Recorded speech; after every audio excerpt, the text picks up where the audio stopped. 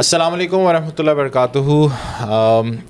میرا نام فرید احمد اور میرے ساتھ ہیں شیخ سیف اللہ ثناء اللہ، اور ہم آپ کا استقبال کرتے ہیں بصیرت پروگرام پہ. اچھا شیخ، اکثر یہ لوگوں کا خیال ہوتا ہے کہ ٹھیک ہے سفر میں ہے تو ایک رخصت ہے، روزہ نہ رکھیں. اچھا، کئی دفعہ کچھ لوگ کہتے ہیں کہ یار ہم سفر میں بھی ہیں تو رمضان ہے تو رمضان کا روزہ مس ہی نہیں ہونا چاہیے، تو ہم نے تو روزہ رکھنا ہی رکھنا ہے. اب اس سینیریو میں اگر آپ سفر پر ہو اور آپ کو ایک مشکل آ رہی ہے، یا آپ نے سمجھا تھا کہ سفر آسان ہوگا لیکن مشکل ہو گیا، تو کیا آپ روزہ کھول سکتے ہو یا توڑ سکتے ہو روزہ، یا اس کا کوئی کفارہ ہوگا؟ اس کے بارے میں کیا ہمیں ملتا ہے ڈفرینٹ احادیث میں، اسپیشلی جو ہم بلوغ المرام پڑھ رہے ہیں؟ جی بالکل، اس میں حدیث ہے رسول اللہ صلی اللہ علیہ وسلم کی، جیسے کہ جابر بن عبداللہ رضی اللہ عنہ روایت کرتے ہیں کہ ان رسول اللہ صلی اللہ علیہ وسلم خرج عام الفتح الى مکہ، کہ رسول اللہ صلی اللہ علیہ وسلم فتح مکہ کے وقت یعنی جب نکلے مکہ کی طرف فی رمضان فصام، تو انہوں نے روزہ رکھا. کس نے روزہ رکھا؟ رسول اللہ صلی اللہ علیہ وسلم. حتی بلغ قراع غمیم، حتیٰ کہ رسول صلی اللہ علیہ وسلم ایک مقام ہے ادھر پہنچے قراء الغمیم کی طرف. فصام الناس، تو لوگوں نے بھی روزہ رکھا. ثم دعا بقدح، پھر رسول اللہ صلی اللہ علیہ وسلم نے ایک قدح منگوایا، ایک یعنی جو پانی کا پینے کا جو پیالہ ہوتا ہے بڑا سا، وہ منگوایا بڑا سا جو ہے، اور من ماء فرفعہ، اور اس کو اٹھایا. کیا کیا؟ حتی نظر الناس الیہ، حتیٰ کہ لوگوں نے رسول صلی اللہ علیہ وسلم کو دیکھنا شروع کر دیا. ثم شرب، پھر رسول اللہ صلی اللہ علیہ وسلم نے اس کو پیا.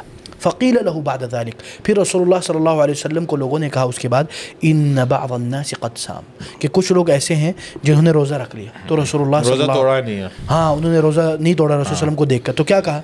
تو رسول اللہ صلی اللہ علیہ وسلم نے کہا اولئک العصاۃ، اولئک العصاۃ، کہ یہ وہ لوگ ہیں جو نافرمان ہیں، یہ نافرمان لوگ ہیں. 2 بار رسول اللہ صلی اللہ علیہ وسلم نے یہ کہا. اور یہ جو روایت ہے یہ صحیح مسلم کی روایت ہے. اور اسی طرح ایک اور جو روایت ہے اس میں یہ بھی بتایا جاتا ہے کہ رسول صلی اللہ علیہ وسلم نے یہ کیوں کیا، کیوں رسول صلی اللہ علیہ وسلم نے پانی پیا. تو اس میں یہ آتا ہے کہ فقیل له ان الناس قد شق علیہم الصیام، کہ کچھ لوگ ہیں، یعنی لوگوں کے اوپر، کچھ نہیں لوگوں کے اوپر جو روزہ ہے وہ تھوڑا بھاری ہو گیا ہے. ٹھیک. وانما ينتظرون فيما فعلت، ہاں کہ وہ اس انتظار میں کہ آپ کیا کرتے ہیں. تو فدعا بقدح مما، تو پھر رسول صلی اللہ علیہ وسلم نے پھر یہ جو پانی کا جو مشکیزہ ہے وہ منگوایا اور پیا لوگوں کو دکھانے کے لیے، تاکہ لوگ اس یعنی سختی میں نہ جیے جو انہوں نے سمجھا. ٹھیک ہے نا. شیخ قرآن میں بھی آتا ہے نا کہ اللہ سبحانہ وتعالیٰ تمہارے لیے آسانی چاہتا ہے، بالکل، اور سختی نہیں چاہتا. تو دیکھیں کتنا ہمارا آسان اور اچھا دین ہے کہ اس میں ہر چیز کی فلیکسیبلٹی ہے. اس طرح نہیں ہے کہ ایک اگر آپ نے عہد کر لیا، وہ عہد کی بک میں نا یہ بھی آتا ہے کہ اگر آپ نے کوئی عہد کر لیا اور آپ کو کوئی بہتر چیز لگی تو آپ بے شک اس کو توڑ دو. بالکل. ٹھیک. تو کتنا ہی آسان دین ہے کہ اگر آپ مشکل میں ہو اور آپ بہت زیادہ مشقت میں ہو اور سفر پر ہو، تو اس سینیریو پہ آپ اپنا روزہ کھول بھی سکتے ہو. تو رسول اللہ صلی اللہ علیہ وسلم نے ساروں کے سامنے اس لیے روزہ کھولا تاکہ انہیں بھی پتہ چل جائے کہ اب میرا روزہ نہیں ہے، کہ یہ الاؤ ہے. اور اسی طرح ایک اور روایت بھی ہے جو حمزہ بن عمرو الاسلمی رضی اللہ عنہ روایت کی، کہ رسول اللہ صلی اللہ علیہ وسلم نے کو انہوں نے، یعنی کسی بندے نے کہا، انہوں نے کہا رسول اللہ صلی اللہ علیہ وسلم کو کہ اجد بی قوۃ علی الصیام فی السفر، کہ اللہ کے نبی میں سفر میں بھی نا میرے پاس اتنی پاور ہے کہ میں روزہ رکھ سکتا ہوں. تو فہل علی جناح، تو کیا میرے اوپر کوئی گناہ ہے؟ تو رسول اللہ صلی اللہ علیہ وسلم نے کیا کہا؟ ہی رخصت من اللہ، یہ اللہ کی طرف سے ایک پرمیشن ہے، ایک اجازت ہے، ایک رخصت ہے. فمن اخذ بها فحسن، کہ جس نے اس رخصت کو لے لیا الحمدللہ اچھی بات ہے. ومن احب ان یصوم فلا جناح علیہ، اور جو یہ پسند کرتا ہے یا جو جس کے نزدیک یہ محبوب ہے کہ وہ روزے کو مکمل کرے، تو اس کے اوپر فلا جناح علیہ، تو اس کے اوپر کوئی گناہ نہیں ہے. یہ روایت بھی صحیح مسلم کی روایت ہے، اور اس کی جو اصل ہے وہ بخاری میں بھی موجود ہے. تو اس سے ہمیں پتہ چلتا ہے کہ دیکھیں سفر میں جو روزہ ہے اس میں یعنی اگر آپ جو ان دونوں روایات اور ان جو سفر کے متعلق جو احکام ہے ان سب کو اگر آپ مد نظر رکھیں تو اس میں شروع میں بعض علماء نے اختلاف کیا تھا، لیکن ابن عبد البر، حافظ ابن عبد البر رحمہ اللہ جو ایک بہت بڑے امام ہیں، انہوں نے اپنی جو کتاب ہے التمہید ٹھیک ہے, جو شرح ہے اس میں کیا کہتے ہیں کہ وَأَجْمَعُ الْفُقَهَاء أَنَّ الْمُسَافِرَ بِالْخِيَارِ إِنْ شَاءَ صَامَ وَإِنْ شَاءَ أَفْطَرَ إِلَّا أَنَّهُمْ اخْتَلَفُوا فِي الْأَفْضَلِ بِذَلِكَ. یعنی وہ بول رہے ہیں کہ علماء کا اس بات پر اجماع ہے, یعنی سارے علماء اس بات پر متفق ہیں کہ آپ کے پاس چوائس ہے, آپ کے پاس آپشن ہے, آپ کے پاس یہ اختیار ہے کہ آپ چاہے تو روزہ رکھ سکتے ہیں, آپ چاہے تو نہیں رکھ سکتے. لیکن جو اختلاف واقع ہوا ہے وہ کس میں ہوا ہے کہ کون سا افضل ہے, کون سا بہتر ہے. بالکل, کہ کیا روزہ رکھنا بہتر ہے یا نہیں رکھنا بہتر. تو شیخ کیا اوپینین ہے پھر, اگر آپ سفر میں ہو تو آپ کو روزہ چھوڑنا چاہیے یا رکھنا چاہیے؟ دیکھیں اس میں علماء نے اختلاف کیا ہے, لیکن بعض آپ کس سائیڈ آف علماء کو سپورٹ کرتے ہیں؟ اس میں دیکھیں, اس میں آپ کو بتاتا ہوں, اس میں بعض علماء نے یا آج کل کے جو بعض علماء نے جو ترجیح کی ہے وہ کہتے ہیں کہ یہ بندے کے مطابق ہے. ٹھیک, کیا ہوا تھا کہ ایک بندہ تھا, اس نے اپنے اوپر اتنا وہ کر دیا کہ وہ بے ہوش ہو گیا. اچھا, تو رسول اللہ صلی اللہ علیہ وسلم نے حکم دیا کہ اس کو پانی پلاؤ. سبحان اللہ. تو اگر حالت ادھر تک پہنچ جائے تو اس حالت میں اس کے لیے روزہ رکھنا ناجائز ہے. بالکل, یعنی بندہ سفر میں ہے, وہ مرنے والا ہے, اس کی حالت خراب ہو گئی ہے, تو اس کے اوپر لازم ہے کہ روزہ رکھے, روزہ کھول کے اپنے افطار کرے, کھانا کھائے.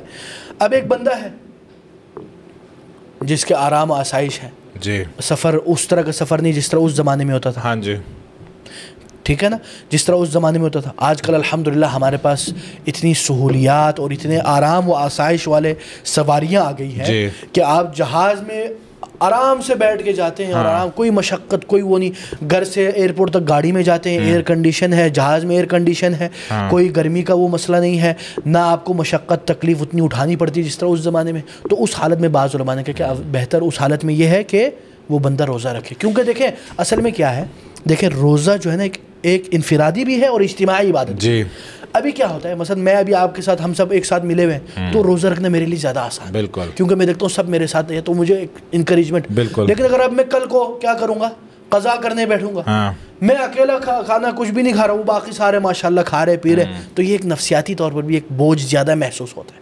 تو اس بنا پر علماء یہ کہتے ہیں کہ بندے کے اوپر فرق ہے. لیکن اس میں اچھا شیخ, چلے یہ روزے سے اور اس میں نماز بھی لے آتا ہوں. جنرلی جو اسلام کی اپروچ ہے وہ یہ ہے کہ اگر آپ سفر پہ ہو تو آپ کو روزے کی رخصت اور نماز کا قصر کرنا, اس کو اویل کرنا چاہیے کیونکہ اللہ تعالیٰ نے کیا ہے, یا اگر کوئی بندہ کہتے ہے کہ یار مجھے قصر نماز پڑھنے کی ضرورت نہیں ہے, یا اس سینیریو میں قصر نماز فائنل ہے یا اوبلیگیٹری ہے یا آپشنل ہے, دیکھیں کہ کیا کرنا چاہیے؟ کیونکہ اگر ایک بندہ کہتا ہے کہ نہیں یار میں پوری نماز ہی پڑھنا چاہتا ہوں سفر میں, کوئی مسئلہ نہیں. دیکھیں سفر کا جو احکام, اس سفر میں جو نماز کے معاملات ہیں اور اس میں فرق ہے. ٹھیک ہے نا. اس میں کیا ہوتا ہے, کیونکہ اس میں اکثر رسول اللہ صلی اللہ علیہ وسلم جب بھی سفر کیا ہے, جیسے روایت میں, اکثر روایت میں کہ انہوں نے قصر کیا. ٹھیک ہے نا. اور بہت کم, یعنی جتنا میرے ناقص علم میں, کہیں یہ روایت نہیں کہ انہوں نے سفر میں پوری نماز پڑھی ہو. ٹھیک ہے نا. تو اس سے ہمیں یہ سبق ملتا ہے کہ بہتر یہ ہے کہ آپ قصر کریں. ٹھیک ہے نا, اور افضل اور ریکمینڈڈ ہے. لیکن اگر کوئی پوری پڑھتا ہے تو اس میں کوئی حرج نہیں ہے. ٹھیک, بات ادھر ہو رہی ہے واٹ از دا بیسٹ, افضل. آپ بس جو مجھے سمجھ آئی ہے وہ یہ کہ آپ نماز کو, روزے کو بالکل ایک ہی طرح سے نہیں دیکھ سکتے. ٹھیک, نماز کے لیے ڈفرینٹ حکم ہے اور روزے کے لیے ڈفرینٹ ہے. روزے میں دوسری بات یہ کہ ایک اور حدیث ہے. اچھا شیخ, اس سے پہلے کہ ہم ایک اور حدیث ڈسکس کریں, جو مشقت ہے اس کو کیسے ڈیفائن کریں گے؟ کیونکہ ہو سکتا ہے کہ ایک بندے نے سحری کرتے ساتھ ہی اب اس کو پیاس لگنا شروع ہو گئی ہو. کب؟ سفر میں نہیں, نارمل ڈیز میں, یا سفر کی بات کر لیں. نہیں, ابھی نارمل ڈیز میں تو وہ ہے. چلے سفر کی اگر بات کرتے ہیں تو اس کو کیسے پتہ چلے گا کہ یار یہاں پہ میری بس ہو گئی ہے یا اس سے زیادہ؟ دیکھیں ہر انسان کو اپنا پتہ ہے, ہر انسان کی سائیکولوجی اور بائیولوجی اور اس کی جو فزیکل اپیرنس ہے وہ دوسرے شخص سے مختلف ہے. ہاں, ہر بندے کے اپنے. آپ میں ماشاءاللہ استطاعت اور ول پاور بہت زیادہ ہے, تو آپ جس لیول کے اوپر تک جا سکتے ہو اس پہ ہو سکتا ہے میں نہ جا سکتا. تو ہر بندے کو پتہ ہے کہ میرا یہ مشقت کا لیول آ گیا ہے کہ بھائی جان میں اس سے آگے نہیں جا سکتا. ٹھیک ہے نا, اور اس کے ساتھ جو بندے ان کو بھی پتہ چل جاتا ہے کہ اس کی حالت غیر ہو گئی ہے, یہ لڑکھڑا رہا ہے, اس کو بے ہوش ہونے والا ہے, یہ اس کو کچھ ہوش نہیں ہے, پھر تو ختم ہو گئی نا بات. اچھا شیخ, آپ کوئی حدیث بتانا چاہ رہے تھے؟ ہاں, ایک اور حدیث ہے جس کے اوپر جس سے یعنی بعض علماء نے, یا مثلا خاص کر ظاہریہ جو ہے, ٹھیک ہے نا, انہوں نے یہ اخذ کیا ہے, جیسے امام ابن حزم الظاہری نے اپنی محلہ میں, اور امام ابن تیمیہ نے فتاوی میں ذکر کیا کہ ظاہریہ کا یہ قول ہے. وہ کیا ہے؟ وہ ایک حدیث ہے, لیس من البر الصیام فی السفر. ٹھیک, لیس من البر الصیام فی السفر, ٹھیک ہے نا, کہ یہ بر میں سے نہیں ہے, یعنی نیکی میں سے نہیں ہے کہ بندہ سفر میں بھی روزہ رکھے. اس سے ظاہریہ نے یہ اخذ کیا ہے کہ روزہ حالت سفر میں جائز ہی نہیں ہے. اچھا, کیونکہ وہ ظاہری لوگ ہیں, دے آر لٹرل پیپل, تو اس بنا پر انہوں نے یہ لیا. لیکن جیسے میں نے آپ کو بتایا, یہ میں اس لیے بیان کر رہا ہوں کیونکہ یہ کوئی بندہ کو کل, کیونکہ دیکھیں ہمارا اختلاف العلماء ذکر کرنے کی کیا وجہ ہے, اس میں یہ وجہ ہے کہ کل کو آپ کو کوئی بندہ کہے کہ یار بعض علماء نے یہ کہا, یہ بات ہے, آپ بولیں گے یار اس بندے نے تو بتایا ہی نہیں ہمیں. تو میں اختلاف علماء اس لیے ذکر کرتا ہوں تاکہ کل آپ شوق میں نہ آ جائے, کل آپ ایک یعنی کہ ہم آڈینس کو اس لیے بتا رہے ہیں کہ اس طرح نہیں ہے کہ ہم نے ڈفرینٹ شیخ نے ڈفرینٹ اوپینینز نہیں پڑھے ہوئے. نہیں, یہ اس لیے ہے کہ تاکہ ان کو بھی پتا ہو کل کو کیا ہوتا ہے. مثلا کبھی بندہ کسی عالم سے پوچھتا ہے تو وہ بولتے ہیں یار روزہ تو رمضان میں جائز ہی نہیں, خاص کر سفر میں, تو بندہ حیران ہو جاتا ہے, یہ تو بتایا نہیں ہمیں کسی نے. بالکل, تو میں یہ اس لیے بتاتا ہوں تاکہ کل کو آپ کو کوئی جب فتویٰ دینے والا اس طرح فتویٰ دے تو آپ حالت حیرت اور اس میں نہ پڑ جائیں. اور دوسری بات یہ کہ دیکھیں, کوشش کرے انسان کہ اللہ تعالیٰ نے جب آپ کو ایک اجازت دی ہے, ایک رخصت دی ہے, اور اس میں آسانی پیدا کی ہے, تو آسانی کو حاصل کر لے. الا اگر آپ کو مصلحت نظر آتی ہے دوسرے چیز میں, کیونکہ اللہ تعالیٰ فرماتے ہیں یرید اللہ بکم اليسر ولا یرید بکم العسر, اللہ تعالیٰ آپ کے لیے آسانی پسند فرماتا ہے, مشکل نہیں چاہتا. اسی لیے حافظ ابن حجر رحمہ اللہ اور باقی علماء نے یہی کہا جو میں نے آپ کو بتایا کہ جن لوگوں کے اوپر روزہ مشکل ہو جاتا ہے وہ حالت سفر میں روزہ حلال کر لے, اور جن کے لیے کوئی اتنا مشکل ہی نہیں ہے تو اس میں کوئی حرج نہیں انشاءاللہ. اچھا شیخ, اب ہم ایک اور ایشو ڈسکس کریں گے کہ وہ یہ ہے کہ جو لوگ بیمار ہوتے ہیں یا روزہ رکھ ہی نہیں سکتے, اولڈ ایج, ان کے لیے اب کیا رولنگ ہے کہ جس طرح حج کے بارے میں آتا ہے نا کہ اگر آپ کی استطاعت ہے نہیں تو ٹھیک ہے نہ ہو. اب اس سینیریو میں اگر کوئی بندہ بہت زیادہ بزرگ ہو گیا اور وہ روزہ رکھ نہیں سکتا تو بس ٹھیک ہے, نہیں رکھا, اللہ سبحانہ و تعالیٰ بھی سمجھنے والا ہے, یا اس کو کسی نہ کسی طرح سے اس کو کمپنسیٹ کرنا ہوگا, یا لوگوں کو اب کھلانا ہوگا, یا کچھ اور کرنا ہوگا. اس کے بارے میں کیا آتا ہے؟ دیکھیں, اس میں سب سے پہلی بات تو کہ اللہ تعالیٰ فرماتے ہیں فاتقوا اللہ ما استطعتم, جتنی آپ کی استطاعت ہے اس کے مطابق آپ تقویٰ پرہیزگاری اختیار کریں, ٹھیک ہے نا. اور دوسری بات یہ ہے کہ ابن عباس رضی اللہ عنہ, جیسے کہ حدیث میں روایت ہے کہ ابن عباس رضی اللہ عنہ فرماتے ہیں کہ قال رخص للشیخ الکبیر ان یفطر, ٹھیک ہے نا, جو بڑا بزرگ آدمی ہے اس کے لیے یہ اجازت مل گئی ہے کہ وہ افطاری کرے, وہ کھانا کھائے, اس کے اوپر روزہ نہیں. لیکن وَيُطْعِمَ عَنْ كُلِّ يَوْمٍ مِسْكِينًا, ہر دن کا ایک دن کیا کرے, وہ کسی مسکین کو کھانا کھلا دے. اور وَلَا قَضَاءَ عَلَيْهِ, اور اس کے اوپر کوئی قضا نہیں ہے, اس کے اوپر یہ نہیں کہ وہ رمضان کے بعد پھر دوبارہ روزہ رکھنے کی کوشش کرے. اچھا شیخ, اس کو تھوڑا سا نا پریکٹیکل اسپیکٹ میں دیکھتے ہیں, کیونکہ آج 2023 ہے. ایک اولڈ ایج کا بندہ جو روزہ نہیں رکھ سکتا, اب اس کے لیے سپوز وہ سعودی عرب میں ہے یا مکہ میں ہے, وہ ایک دن سحری بھی اور افطاری بھی, یا صرف ایک ہی بس میل کروانا اس نے کسی مسکین کو, کیا کرنا ہے اس نے, بس ایک ہی کھانا کھلانا ہے اس مسکین کو؟ ہاں, اس میں یہی ہے کہ وہ یعنی کہ ایک کھانا دن کا ایک کھانا کھلانا مسکین, بالکل. وہ یہ نہیں ہے کہ سحری ہو, افطاری ہو, کچھ ہو, یا رات کا کھانا ہو, کچھ بھی ہو سکتا ہے, ایسے ہی. ٹھیک, اور ایک ہی بندے کو کھلانے, یا ایک دن ایک کو کھلا دیا, دوسرے دن دوسرے کو کھلا دیا, تیسرے دن تیسرے کو کھلا دیا؟ اچھا, اس میں ایک اور بات کہنا چاہتا ہوں کہ یہ جو حدیث میں نے پیش کی ہے, اسی طرح اس کے متعلق ایک اور آیت بھی ہے جس میں اللہ تعالیٰ فرماتے ہیں کہ وَعَلَى الَّذِينَ يُطِيقُونَهُ فِدْيَةُ طَعَامُ مِسْكِينٍ فَمَنْ تَطَوَّعَ خَيْرًا فَهُوَ خَيْرٌ لَهُ وَأَنْ تَصُومُوا خَيْرٌ لَكُمْ. یعنی جن کے پاس یعنی جو روزے دار, جو آپ نے جس طرح حالت بیان کی, ان کے لیے کیا ہے, فدیۃ طعام مسکین, ٹھیک ہے. فمن تطوع فهو خیر له وان تصوموا خیر لكم, اس حالت میں اس کے لیے بہتر ہے کہ وہ روزہ رکھے, ٹھیک ہے. اب اس آیت اور ایک اور حدیث ہے, اس کے مطابق بعض علماء نے اس میں اختلاف پیدا کیا ہے کہ کیا یہ منسوخ ہے یا نہیں ہے. ٹھیک ہے, جس طرح کسی کی دادی ہے, دادی کی عمر ہے 90 سال, ٹھیک ہے, اب وہ روزہ نہیں رکھ سکتی, صحیح.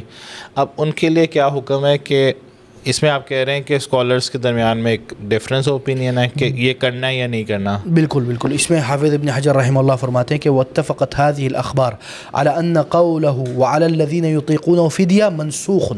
ٹھیک ہے، ٹھیک ہے نا. اخبار سے پتہ چلتا ہے کہ یہ جو آیت ہے وعلى الذين يطيقونه فدية، ٹھیک ہے نا، منسوخ ہو گئی، منسوخ ہو گئے، منسوخ ہو گیا کہ یہ پہلے تھا اور اب ایبروگیٹ ہو گیا اور اب نہیں ہے، آج کل یہ ہمارے لیے نہیں ہے. سیکنڈ جو اسکالرس کہتے ہیں کہ نہیں یہ فدیہ ہمیں پھر بھی دینا ہے، وہ کون سے اسکالرس ہیں؟ اس میں یہ ابھی میں آپ کو بتا رہا ہوں، ابھی میری بات مکمل نہیں ہوئی. اس میں یہ ہے کہ دیکھیں یہ جو آیت ہے وعلی الذین یطیقونہ، جو بزرگ لوگ جس میں استطاعت ہے، ٹھیک. تو ادھر ابن عباس رضی اللہ عنہ اور باقی بعد میں جو علماء خاص کر ابن کثیر رحمہ اللہ اور باقی علماء جو فقہاء یا سلف صالحین، انہوں نے کہا کہ جس کے اندر استطاعت نہیں ہے، جیسے آپ نے کہا جو بزرگ خواتین یا بزرگ یعنی مثلا لوگ ہیں، ان کے لیے اس میں اجازت ہے، ٹھیک ہے نا. تو اس سے ہمیں پتہ چلتا ہے کہ ایک ہے جس کے پاس استطاعت نہیں ہے، ایک ہے جس کے پاس استطاعت ہے. ان دونوں میں فرق کرنا چاہیے. دیکھیں فرید بھائی، اس میں ذرا کلیئر کر دوں کہ دیکھیں اس میں جو اختلاف ہے نا وہ کیا ہے، وعلی الذین یطیقونہ، یعنی جو بزرگ، پہلے کیا ہوتا تھا، پہلے یہ تھا کہ جو بزرگ جس میں استطاعت ہے یا نہیں ہے وہ روزہ ان کو اجازت تھا کہ وہ لوگ نہ رکھیں. ٹھیک ہے شیخ، جس طرح میں آڈینس کو سمجھانے کے لیے، جس طرح ربا کی جو آیتیں ہیں وہ گریجول پروسیس میں ہوئیں، ٹھیک، تو اس لیے پہلے ایک انسٹرکشن آئی کہ اگر کوئی بزرگ ہے اس میں استطاعت ہے یا نہیں ہے، اگر ہے تو وہ رکھ لے، اگر ہے اور وہ نہیں رکھنا چاہتا تو وہ فدیہ دے دے. اب کیا ہوا پھر، اوبلیگیٹری ہو گیا، فرض ہو گیا ہر بندے کے لیے کہ آپ نے روزہ رکھنا ہے، چاہے جس کے استطاعت میں ہے، جو بھی ایج ہے. بالکل، صرف اس میں سے استثناء حاصل ہو گئی اس بزرگ کے لیے جس میں استطاعت نہیں ہے، جو نہیں رکھ سکتا. ٹھیک ہے، اور اس نے اب فدیہ دینا ہے کسی ایک بندے کو. بالکل. شیخ اگر کوئی جوان بندہ ہے جس کو شوگر ہے یا کوئی اور مسئلہ ہے، ٹھیک، اور وہ روزہ نہیں رکھ سکتا، اس کی بھی سیم ہی رولنگ ہے؟ اس میں پھر علماء نے اس کے اوپر قیاس کیا. ٹھیک، مثلا کچھ لوگ ہیں جن کا دیکھیں شوگر میں بھی لیولز ہیں، آپ کو پتہ ہے شوگر میں بھی لیولز، طرح کی شوگر ہے، اور شوگر بھی ٹائپس مختلف. الحمدللہ مجھے شوگر نہیں ہے. نہیں، میں پوچھ رہا ہوں کہ یہ جو آڈینس ہے یہ ڈیپینڈ کرتا ہے کہ آپ کو کس طرح کی شوگر ہے. کچھ شوگر ٹائپس یا کچھ شوگر لیولز ایسے ہوتے ہیں کہ جس میں آپ روزہ نہیں رکھ سکتے. بالکل. تو اس حالت میں آپ اس کے قیاس کر کے علماء نے اس کے اوپر قیاس کیا ہے، تو اس کی بنا پر آپ فدیہ طعام مسکین دیں گے، روزانہ ایک مسکین کو کھانا کھلائیں گے. ٹھیک ہے.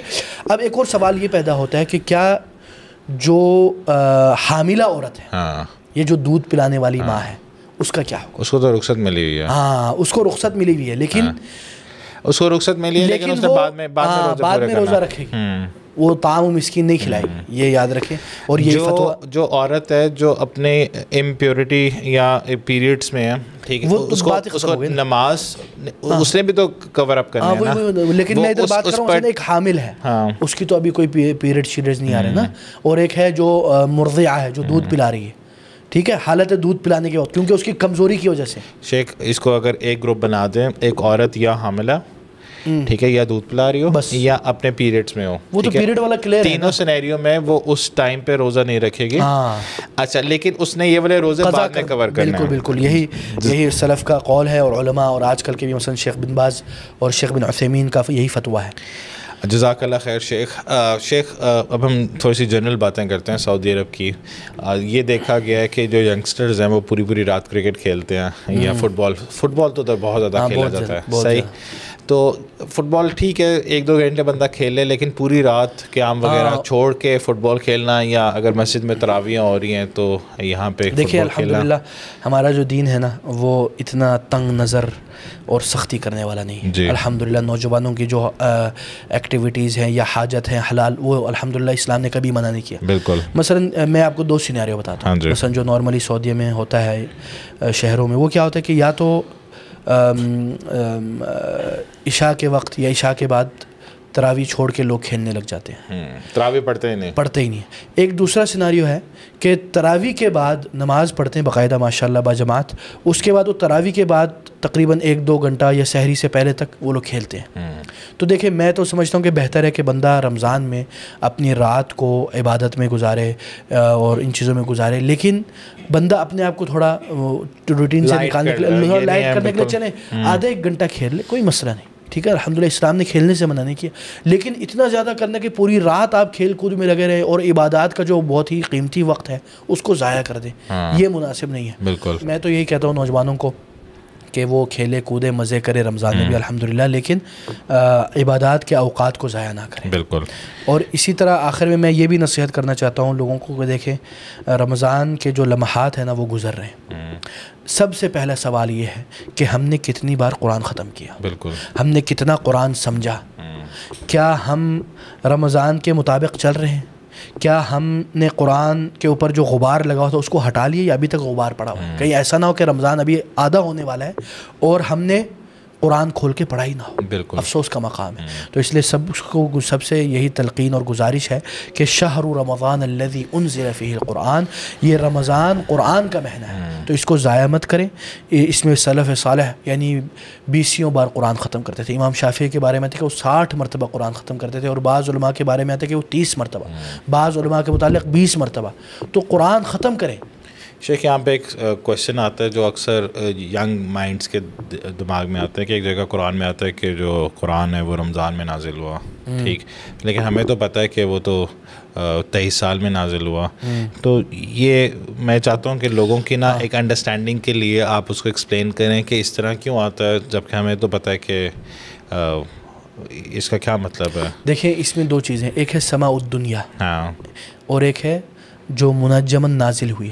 تو اللہ تعالیٰ نے پہلے جیسے کہ روایات میں کہ یکمشت قرآن کو سماع الدنیا یا بیت العزہ میں اتارا، پھر ادھر سے جو اسباب اور منجم اور ایک ترتیب سے جو تھی وہ اللہ کو پتہ تھی اور اللہ نے اس کا متعین کیا ہوا تھا، تو اس حساب سے پھر وہ آگے۔ اور شیخ یہ بھی پھر ڈسکس کرنا چاہیے کہ جبرائیل امین ہر سال آتے تھے رمضان میں اور رسول صلی اللہ علیہ وسلم سے قرآن سنتے تھے، ہاں بالکل، مدارست القرآن، جو لاسٹ ایئر تھا اس میں انہوں نے 2 دفعہ سنا، بالکل بالکل۔ تو جو قرآن کا آرڈر ہے وہ بھی جبرائیل امین کی طرف سے ہی ہے، کیونکہ اکثر پھر علماء کہتے ہیں کہ رسول صلی اللہ علیہ وسلم کس آرڈر میں پڑھتے ہوں گے، بالکل بالکل۔ دیکھیں یہ جو ہے نا یہ جو صورتوں کا انداز اور ایک ترتیب، اس کو بولتے ہیں توقیفیہ۔